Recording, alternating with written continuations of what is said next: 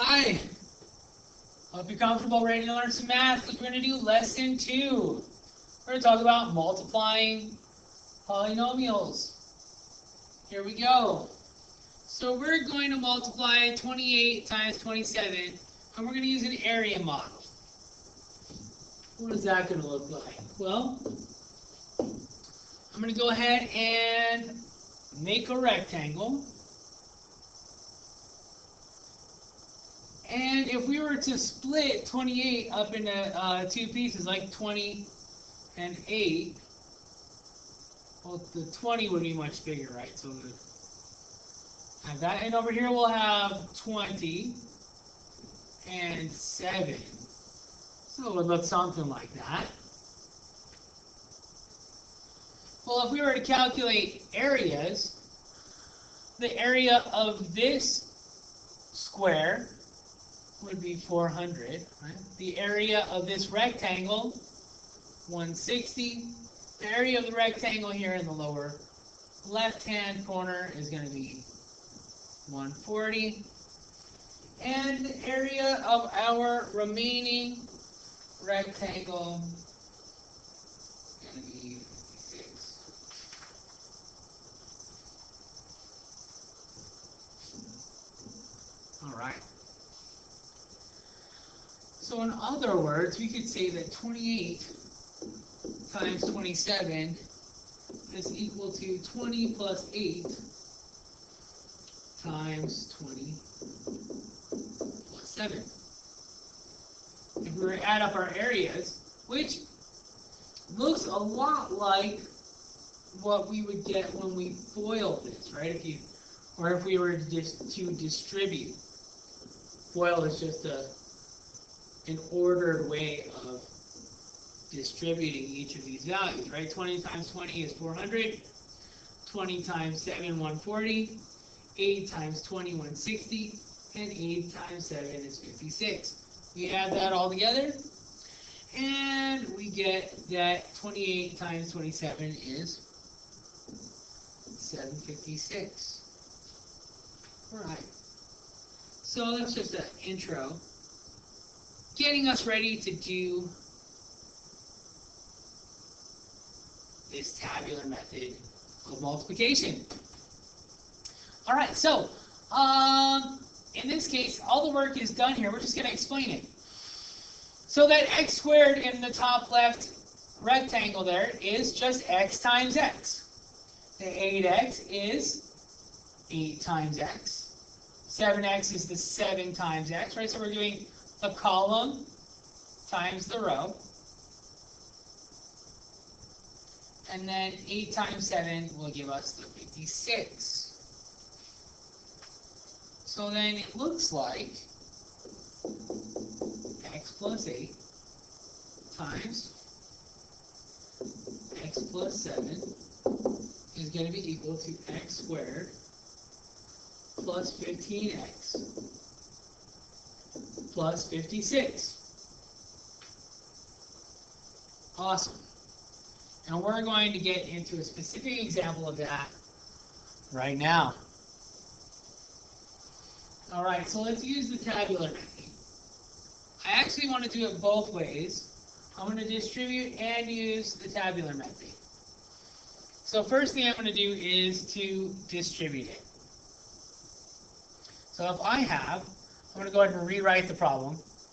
If I have x squared plus 3x plus 1 times x squared minus 5x plus 2, I'm going to multiply those things.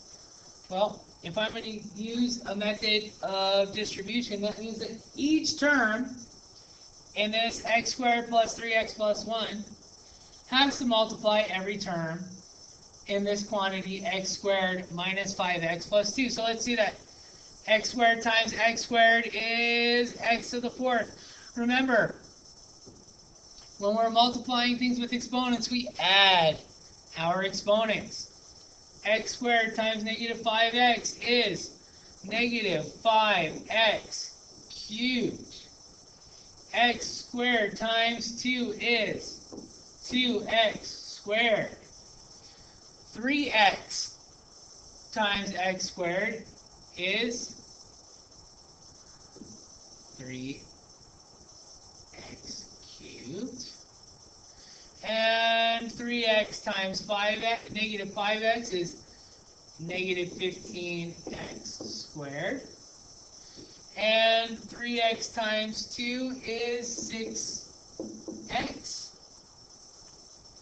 Now we just have to distribute the 1. 1 times x squared is x squared. 1 times 5x, sorry, 1 times negative 5x is negative 5x. And 1 times 2 is q. It's a lot. Here we go. Now we need to combine like terms to get our final answer. There are no other x to the 4th terms, so I'm going to go ahead and drop that down. Now I'm going to look to my x to the 3rd terms, x cubed terms.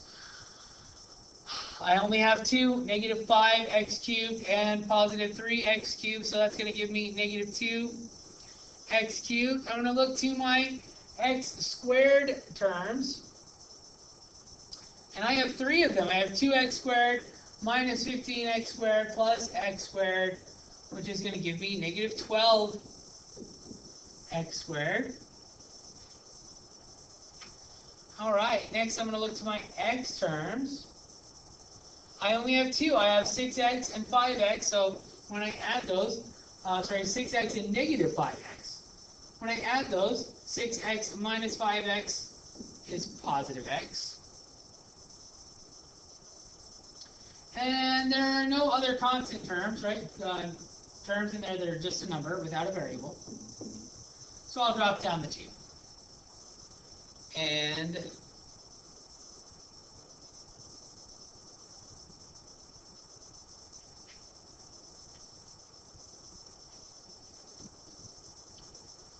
there we have it.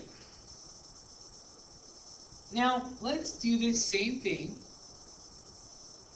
And let's use the tabular method instead. All right. I am going to be a little short for room. So hopefully we'll have the space for it.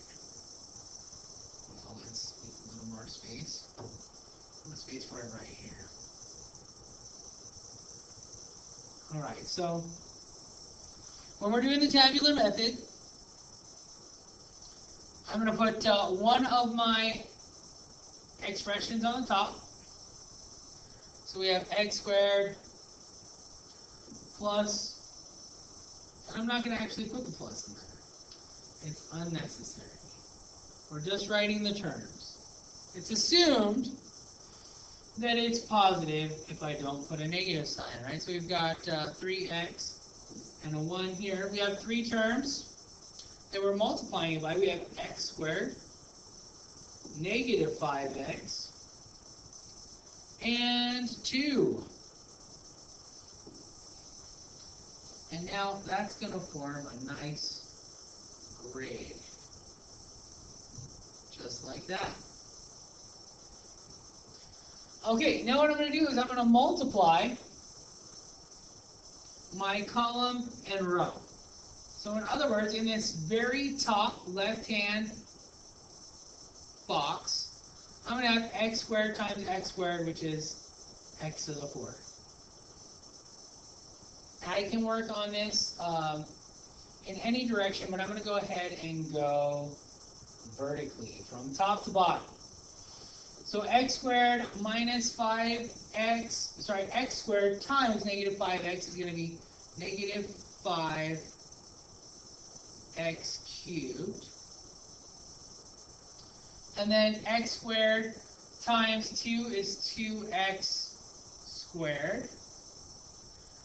Continuing on to the next column, 3x times x squared is 3x cubed. 3x times negative 5x is negative 15x. And 3x times 2 will give me 6x. Go ahead and move on to the next column. And I bet if you're looking at the work that I did while I'm distributing, you're seeing that I've got the same stuff, just organized in a different way. So let's go ahead and keep multiplying. 1 times x is x squared. 1 times negative 5x is negative 5x. And 1 times 2 is 2. We're going to go ahead and have each one of these come out to the outside. So in other words, this x to the 4th, I'm going to pull out. And now I have a diagonal. So I have two terms diagonally that are like terms, can be combined, right? I've got the negative 5x cubed and the 3x cubed. I'm going to add diagonally. So negative 5x cubed plus 3x cubed is negative 2x cubed. And then I have another term, a number of x squared terms. I apologize, this negative 15x is negative 15x squared. Bet that's been bothering you for a while. Well, now it's fixed. All right, so 2x squared minus 15x squared plus x squared. That's what's going to get spit out over here, all right? So that's the same thing as negative 15x squared plus 3x squared, which is negative 12x squared. Now we're going to keep adding the diagonals. So I have 6x minus 5x, right? 6x minus 5x. I have my next diagonal. That's going to spit out right there. What's that going to be? Just x. And then this one, the 2, doesn't have anything diagonal to add to. So there it is. So then what I get, right, all of this stuff here, this is my answer, isn't it? Isn't it the same thing that we have over to the side? So then I could write that this is equal to x to the 4th. I just naming off my terms that I have calculated on the side plus x plus 2. And yes, we got the same answer 2 ways. Now for this next one, we are only going to use the tabular method. So let's do that. Here we go. I like long rectangles. So I'm going to go ahead and make this a little longer because I'm anticipating that I'm going to put the trinomial on the top and this binomial on the side. Remember, I'm keeping the sign with it here. If it's negative, then I'm going to go ahead and make a grid with those terms. There we go. So we have a nice 3x2 grid. Let's multiply. So x squared times x squared is x to the 4th. X squared times negative 2 is negative 2x squared. 3x times x is 3x cubed. 3x times negative 2 is negative 6x. 1 times x is x squared. 1 times negative 2 is negative 2. And now we're ready to spit out our answer by adding our diagonals. There's nothing diagonal. If we're moving in the direction of that arrow, there's nothing diagonal to x to the 4th to add it to, so we're just going to spit it out. It's just going to come out of our grid.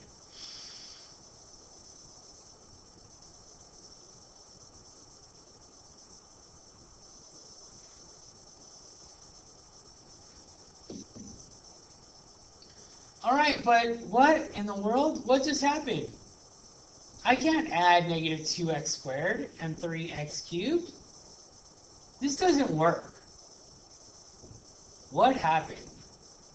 Well, this is what happened. And it's very important that you put a placeholder in there. So when I made my grid, I didn't do it right. And the reason why is because over here, this only works if I have a placeholder for every power of x descending, right? So you notice there's an x squared and there's a negative 2. What's missing in there is my x term, right? So I have to put it in there. All right, you notice that up here on the top, it's nice, right? It's x to the second power, x to the first power, x to the 0 power, if you will, for that constant.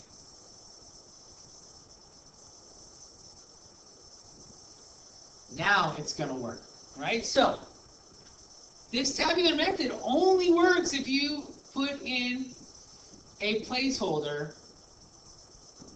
for each descending power of x. So now we've got it. So we determined this was x to the 4th. Well, 0 times anything is 0. We wind up with a negative 2x squared here. Here we'll get 3x cubed. Multiply here 0. Of course, right? This whole middle row is going to wind up being 0. And that's going to help us to be able to add diagonally. So we have negative 6x. Really all that's changed is now we have this placeholder in here that allows us to go ahead and add diagonally. So here we go, x to the 4th. When we add 0 to 3x, we get 0 is 3x cubed. We wind up with 3x cubed. When we add negative 2x squared and x squared, we get negative x squared. Then coming over here, our diagonal, we add negative 6x to 0, we get negative 6x. And this one is going to just have to come out. So then that means that our answer is equal to x to the 4th plus 3x cubed minus x squared minus 6x minus 2.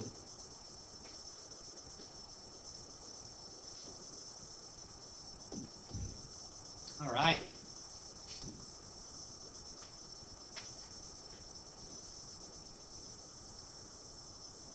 Here we go. Hey, when we multiply this particular set of polynomials, we wind up getting an interesting result. And that's something that we're going to actually be generalizing here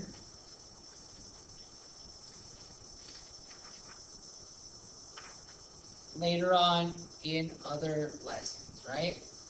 And what we're going to wind up generalizing is this pattern. And you can see it.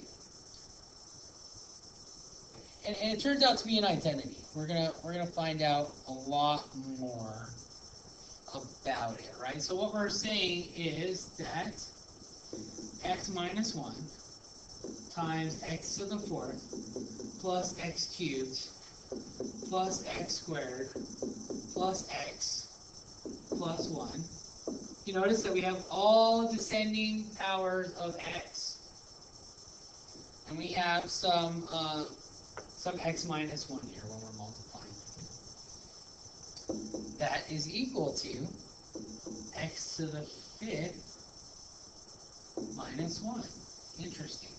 All the other terms wind up canceling out in that. And what this pattern suggests is that if I take some x minus 1 and I multiply it times any polynomial that's of the form x to the n plus x to the n minus 1 plus, we're going to go all the way up, there's some stuff in the middle, all the way up to x squared plus x to the 1st, or x, plus x to the 0, or 1. That should be equivalent to x to the n plus 1 minus 1. And that's something we're going to dig into very deeply very soon. All right.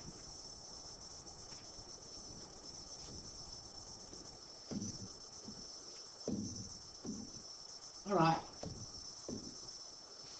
Now let's go ahead and multiply x minus y times the quantity x cubed plus x squared y plus xy squared plus y cubed. We're going to use the distributive property on this one. We are not going to use tabular method. So here we go. First thing I'm going to do is rewrite the problem.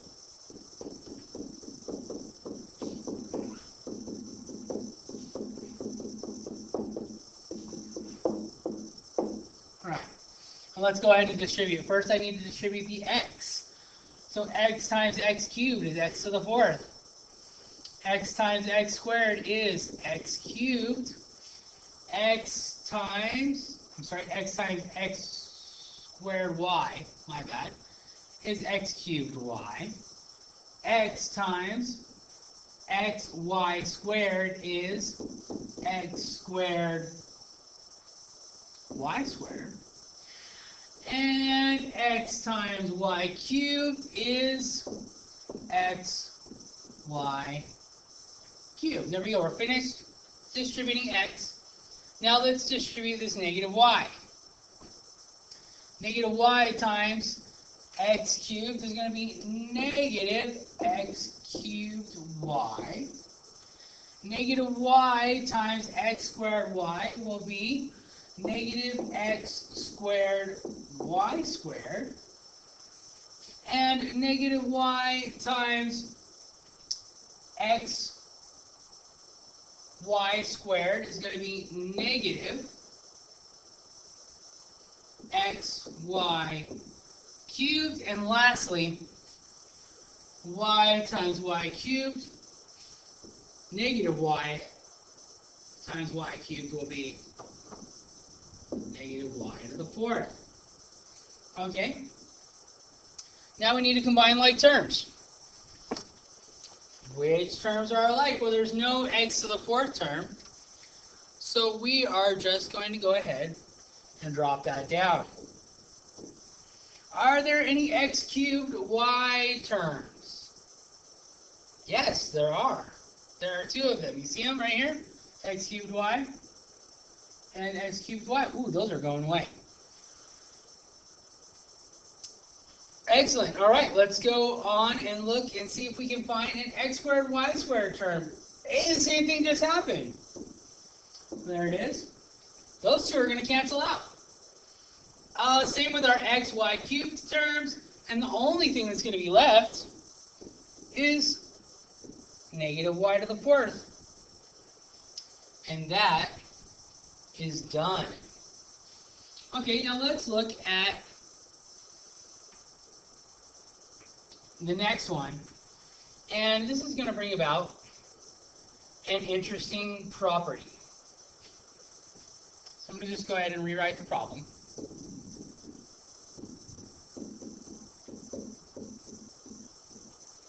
And let's get to distributing. X squared times x squared is x to the fourth. X squared times y squared is going to be x squared y squared. Negative y squared times x squared is going to be negative x squared y squared. And negative y squared times positive y squared is going to be negative y to the fourth. All right, what's going to happen when we combine like terms? Well, those two middle terms are going to cancel out. And we wind up with x to the fourth minus y to the fourth. All right, well, how would we generalize the pattern that emerges, right? In order to write down an identity for x to the n power minus y to the n power times x to the n power plus y to the n power. Well, let's go ahead and try to do regular tabular method. Let's see what that looks like. All right, so I am multiplying x to the n power and negative y to the n power times x to the n power and positive y to the n power. So we'll set up our grid here. All right, what is x to the n times x to the n? Well, we have to add our exponents, right? So it's x to the n plus n, or x to the 2n power. What is x to the n times y to the n power? It's just x to the n, y to the n. Since those don't have the same base, I can't do anything with the exponents as well. Alright, and when we multiply negative y to the n times x to the n, we wind up with negative x to the n, y to the n. And when we multiply negative y to the n times positive y to the n, we wind up with a very similar thing as we had before. Remember, when we're using this tabular method, we're going to add our diagonals. There's nothing to add to this one. When we add these two diagonals, I wind up with 0 here. And then the last one, we're just going to drop down the y to the 2n. So what is the answer then? What is x to the n minus y to the n, x to the n plus y to the n?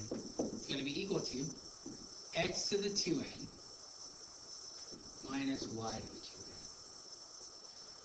And we're going to do a ton of stuff like that later on in this particular topic, right, in Module 1.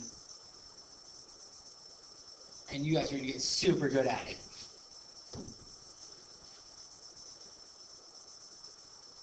So there's your relevant vocabulary. You can have a look at that. It's in your module, so I don't feel the need to read it to you. Y'all are very good at reading, so I'll let you do that. This is the classwork that we're going to do tomorrow. Little preview, and I will see you then. Enjoy the rest of your evening.